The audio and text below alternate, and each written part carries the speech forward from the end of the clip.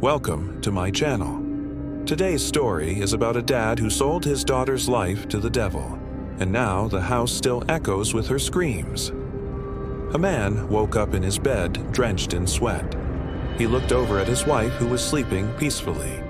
He couldn't help but feel a sense of guilt as he remembered what he had done the night before. It all started when his daughter fell ill. She had a high fever, and no amount of medicine would bring it down. The doctor said that she might die. So the desperate father did something he never thought he'd do. He made a deal with the devil.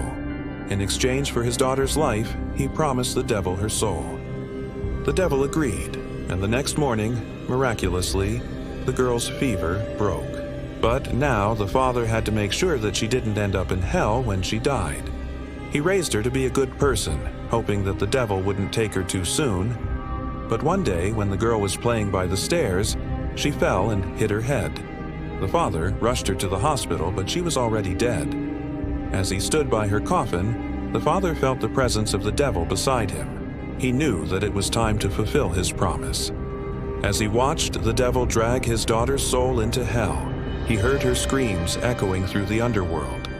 The father was so distraught that he fainted. When he woke up, he was in his bed. Had it all been a dream? He hoped it was, but then he saw his daughter's lifeless body in the corner of the room. It turned out that the devil has come to take her soul. The father was horrified to realize that he couldn't escape his fate. The devil appeared behind him and said, "You promised me her soul. Now bring me her body." The father turned around and screamed, "Please spare her. She's just a little kid." The devil leaned in close, a sly grin spreading across his face, and said, "Hey, a promise is a promise. Don't back out now." The father was devastated. He begged the devil to let him buy some time, saying that he needed to prepare himself. The devil agreed, but only gave him 1 week. The next day, the father went to the graveyard where they had buried his daughter. He dug up her coffin and brought her back home. He kept her in a glass case and spent every moment with her, trying to save her every second he had left with her. Meanwhile, the mother was frantically calling the priest, but he didn't pick up. The devil had taken away her phone and had warned her not to call for help. The father knew that the only way to save his daughter's body was to break the devil, his connection to her.